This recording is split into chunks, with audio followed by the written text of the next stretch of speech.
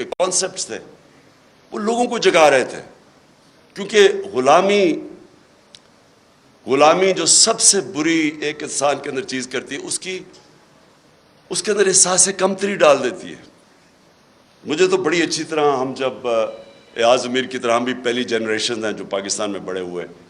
آپ کو صرف میں غلامی بتاتا ہوں کہ یہ کیا ظلم کرتی ہے ایک انسان کے اوپر، اس کے پوٹینشیل کو کیسے ختم کرتی ہے. جمخانہ کلب ہوتا تھا، پنجاب کلب، سندھ کلب. آزاد ہوئے ہم 47 میں. 74 تک سندھ کلب کے اندر آپ پاکستانی کپڑے پہن کے نہیں جا سکتے تھے، آپ کو سوٹ پہننا پڑتا تھا 74 تک. اور خیر سارے انگریزی بولتے تھے جس طرح کے، اور میں نے بتایا اردو جب بولتے تھے تو بلاول کی طرح بولتے تھے. بارش آٹا اپنے وہ جب ویٹر سے بولتے تھے تو کہ ہم شرم آتی تھی اپنے آپ سے. یہ غلامی ایک انسان کے ذہن کو ادھر رکھ دیتی ہے کہ وہ اچھا غلام ہی بن سکتا ہے، ہم اچھے سوٹ ہی پہن سکتے ہیں، ہم اچھی انگریزی بول سکتے ہیں.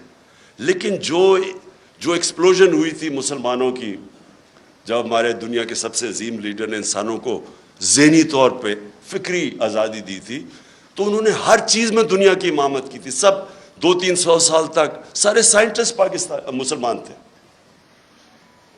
تو وہ جو میری کوشش ہے کہ یہ جو میں حقیقی آزادی کی بات کرتا ہوں، تو میں یہ چاہتا ہوں کہ میری قوم آزاد ہو، اور صرف آزاد قوم اوپر جائے گی.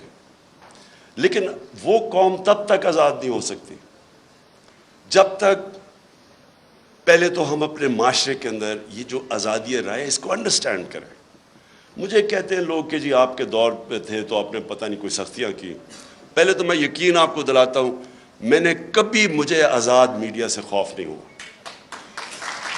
نہیں، اس کی وجہ آپ ڈرتے تب ہیں. کیوں ڈکٹیٹرز ڈرتے ہیں، یا کیوں جب بھی کوئی آپ دیکھ لینا مڈل ایسٹ کے اندر جو بادشاہ تھا وہاں کوئی آزادی رائے نہیں ہے. کیوں ہے؟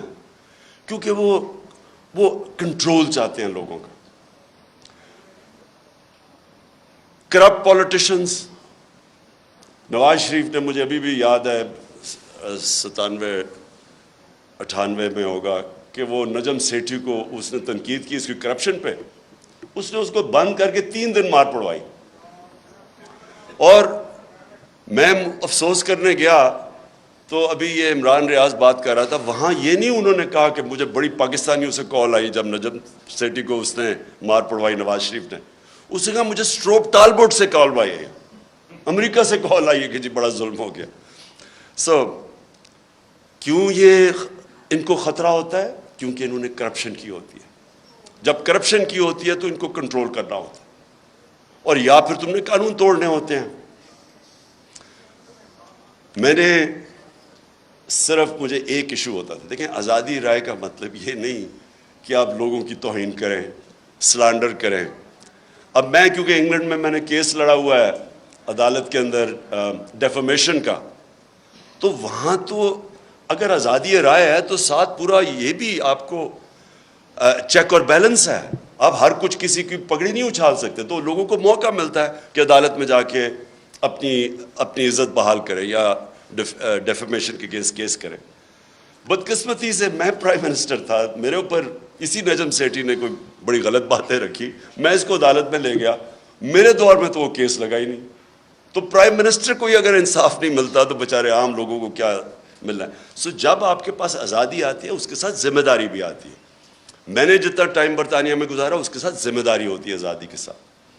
اب میں دوسری چیز پہ آتا ہوں. پاکستان میں کیا ہو رہا ہے؟ میں نے ابھی ایاز امیر نے بڑی ڈیٹیلز میں اس چیز کے اوپر بات کی.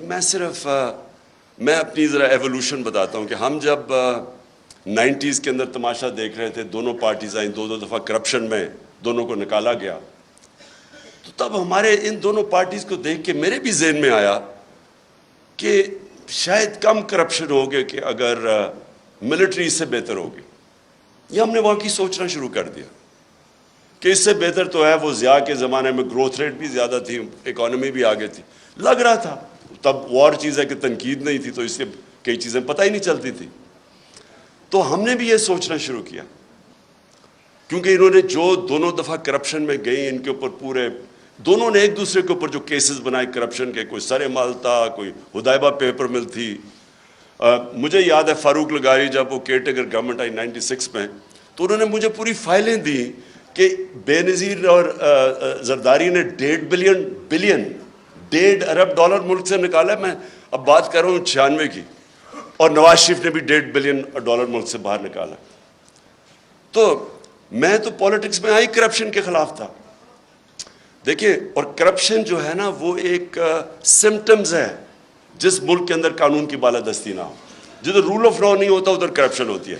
رول آف لا بھی میں ایکسپلین کر دوں کہ طاقتور کے لیے جب تک آپ قانون کے نیچے نہیں لے کے آتے, وہ رول آف لا نہیں ہے, وہ پھر طاقت کی حکمرانی ہے جو جنگل کا قانون ہے. تو میں نے جب دیکھا کہ یہ دو باری لے کے آئے اور دونوں آ کے, نواز شریف نے جتنی دیر میں پرائم منسٹر تھا اس سے کم ٹائم میں اس نے 17 فیکٹریاں بنا لی. 3 سال کے اندر 17 فیکٹریاں بنا لی, اور گورنمنٹ بینکس سے قرضے لیے. اب یہ جو فرق کیا تھا, میں نے برطانیہ کا سسٹم دیکھا ہوا تھا, ان کی پارلیمنٹ دیکھی ہوئی تھی, ان کے پولیٹیشنز کے اوپر میں نے جو ان کے اوپر چیکس اور بیلنسز ہیں, جو ان کی اخلاقیات ہے, وہ میں نے دیکھی ہوئی تھی. تو ہم چاہتے تھے ہمارا بھی ملک آگے بڑھے. انہوں نے آتے ساتھ ہی دونوں پارٹیز نے مل کے سب لگ گئے پیسہ بنانے کے لیے. تو میں آیا تھا کرپشن کے خلاف. اور آپ جب مشرف کا دور آیا تو مجھے یاد ہے جنرل امجد نے فائلیں دکھائی ان کی چوری کے اوپر, بتایا کہ انہوں نے کتنی کرپشن کی ہوئی ہے. اور ہم نے جنرل مشرف کی شروع میں سپورٹ اس لیے کی کہ ہم سمجھے کہ جنرل مشرف واقعی کرپشن ختم کرنے آیا ہے. وہ بعد میں پتہ چلا کہ وہ کرپشن کے نام پہ ہم سارے اس کی سپورٹ کر, وہ بھی پاور کے لیے آیا تھا. اور انہی لوگوں کو پھر این آر او دے دیا اس نے, جبکہ کسی کی رائٹ نہیں ہے کہ آپ پبلک کا پیسہ چوری ہو وہ معاف کر دے. کرپشن کا مطلب ہوتا ہے پبلک کا پیسہ چوری کا مطلب ہوتا ہے میرا کوئی چوری کرے. کرپشن ہے جو عوام کا پیسہ چوری کرے. تو اس کے پاس تو رائٹ ہی نہیں تھا کہ ان کی چوری معاف کرنا. بہرحال اس کے بعد یہ دو آیا, اور انہوں نے جو 10 سال میں کیا. اب جو مجھے چیز سب سے جس پوائنٹ پہ میں آ رہا ہوں, میں ہمیشہ سمجھتا رہا کہ جو ہماری اسٹیبلشمنٹ ہے اس کو زیادہ ملک کی فکر ہوگی, اور وہ اس چیز کو ہونے نہیں دیں گے. وہ جب دیکھتے ہیں چوری تو وہ اس کے اوپر ایکٹ کریں گے.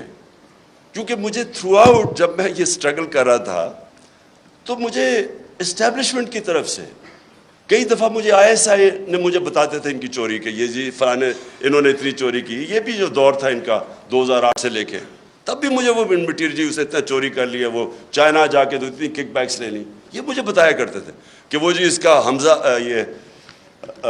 سلمان شہباز, یہ وہ چائنا پہنچا تھا کک بیکس لینے کے لیے کانٹریکٹس کے اوپر. یہ ساری ان سے مجھے انفارمیشن آئی تھی. اور جب میں پھر پرائم منسٹر بنا تو سارے کیسز سب کو پتا تھا کہ ان کے کیسز کون سے ہیں. اور بدقسمتی سے جو نیب تھی وہ ہمارے کنٹرول میں نہیں تھی. تو مجھے تب بھی سمجھنا ہے کہ کیسز سارے میچور ہیں, کیوں نہیں پکڑے جا رہے ہیں. تو بعد میں پتہ چلا کسی کا شفقت کا ہاتھ تھا, وہ کبھی ایکسیلیٹر دبا دیتے تھے پھر کبھی واپس آ جاتا تھا. ہم جناب دیکھ رہے ہیں تماشا, گالیاں ہمیں پڑ رہی ہیں کہ جی آپ نے وہ کسی کو نیب میں لے کے جاتے تھے تو مجھے گالیاں نکال کے اندر جاتے ہوئے بھی باہر نکلتے ہوئے بھی. لیکن ہمارا ہاتھ میں, میرے ہاتھ میں نیب کدھر تھی. میں تو کہا اگر میرے ہاتھ میں نیب ہوتی تو یہ بڑے آرام سے کم از کم 15-20 لوگوں سے ہم اربوں روپیہ نکال لیتے ان کو جیلوں میں ڈال کے. اچھا اب جناب یہ اپریل میں جو ہوا, میں جو میرے ذہن میں جو شوق ہے, چلیں ہم یہ نہیں کسی کو اکیوز کرتے کہ وہ ایک سازش کا حصہ تھی, لیکن میں یہ سوال پوچھتا ہوں اسٹیبلشمنٹ سے کہ آپ نے ان لوگوں کو کیسے ہمارے ملک کے اوپر مسلط ہونے دیا جبکہ آپ خود ہی بتاتے تھے کہ ان کی کتنی چوری ہے. اس کا تو یہ مطلب کہ چوری آپ کے لیے بری چیز نہیں ہے. اور میں اس لیے ایک ملک میں یہ اپنے دور میں نے شروع کر دیا تھا رحمت للعالمین اتھارٹی بنا کے, سیرت نبی اپنے بچوں کو پڑھائیں. کیونکہ جو امر بالمعروف ہے وہ ایک معاشرے کا کارنر سٹون ہوتا ہے. ایک معاشرہ جب اچھائی کے ساتھ کھڑا ہوتا ہے اور برائی کے خلاف کھڑا ہوتا ہے تو معاشرہ فائٹ کرتا ہے برائی, کرپشن کو معاشرہ فائٹ کرتا ہے. لیکن جب آپ برائی کو برائی نہ سمجھیں, کرپشن بری چیز ہی نہیں ہے, چوری بری چیز نہیں ہے, تو محنت کون کرے گا آپ کے معاشرے میں؟ اگر آپ نے معاشرہ اپنا تباہ کرنا ہے, آپ کو کوئی ایٹم بم پھینکنے کی ضرورت نہیں ہے, صرف اخلاقیات ختم کر دیں, اچھے برے کی تمیز ختم کر دیں. مولانا رومی کی بڑی فیمس سینگ ہے, اب کسی نے پوچھا مولانا صاحب ایک قوم کیسے مرتی ہے؟ انہوں نے 2 درختوں کا بتایا, ایک بڑا خوشبودار اور ایک بڑا برا درخت. انہوں نے کہا جب ایک قوم ان کے اندر فرق کرنا ختم کر دیتی ہے, اچھے برے کی تمیز ختم کرتی ہے, قوم مر جاتی. اس لیے ہی جو مدینہ کی ریاست تھی وہ